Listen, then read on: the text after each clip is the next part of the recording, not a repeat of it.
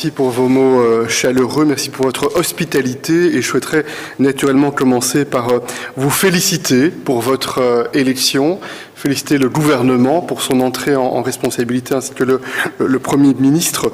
et souhaiter aussi tous mes vœux de succès afin que vous puissiez rencontrer les objectifs que vous avez fixés pour votre pays, pour votre population. Je souhaiterais souligner aussi la robustesse des institutions démocratiques du Sénégal qui ont démontré leur force et salué le peuple sénégalais.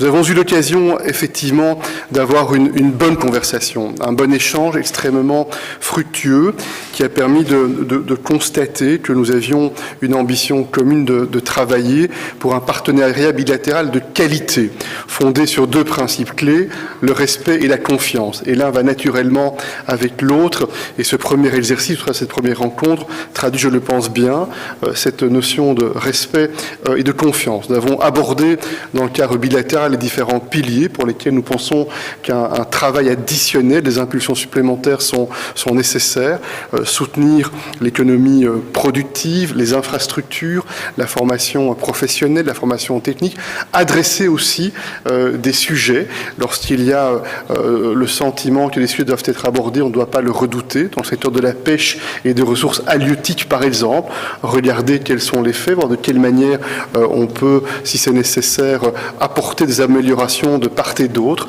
afin de rencontrer un certain nombre de préoccupations légitimes. Et nous pensons en effet que la responsabilité de l'Union européenne, c'est d'être un partenaire loyal,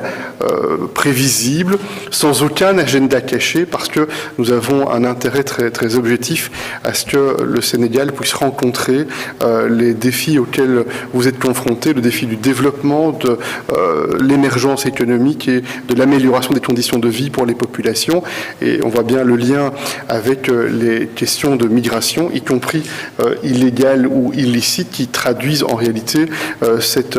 espoir d'aller de l'autre côté de l'océan ou de la mer pour chercher un avenir meilleur. Nous pensons que nous devons soutenir les efforts pour adresser ces causes profondes et pour traiter ces sujets de migration illicite et régulière. Puis, nous avons aussi abordé un autre sujet, c'est la question de la stabilité et la question de la sécurité et la question du cadre régional.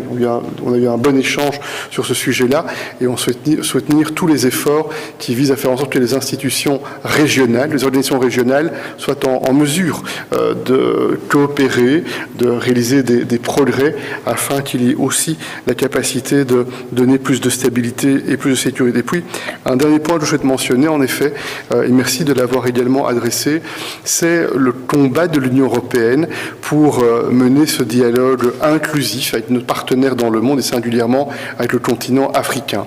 L'ordre mondial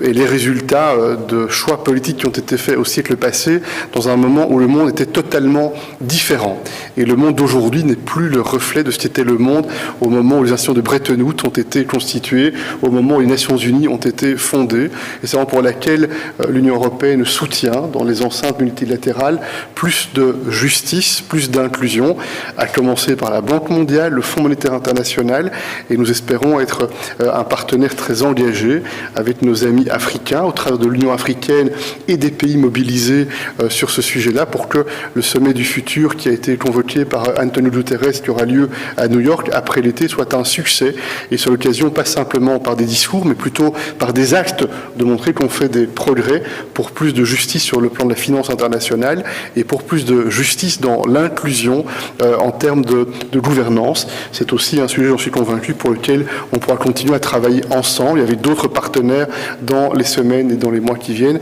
Merci en tout cas pour votre accueil encore une fois et j'ai eu le plaisir de vous inviter à Bruxelles, au cœur de l'Union européenne, afin que l'on puisse,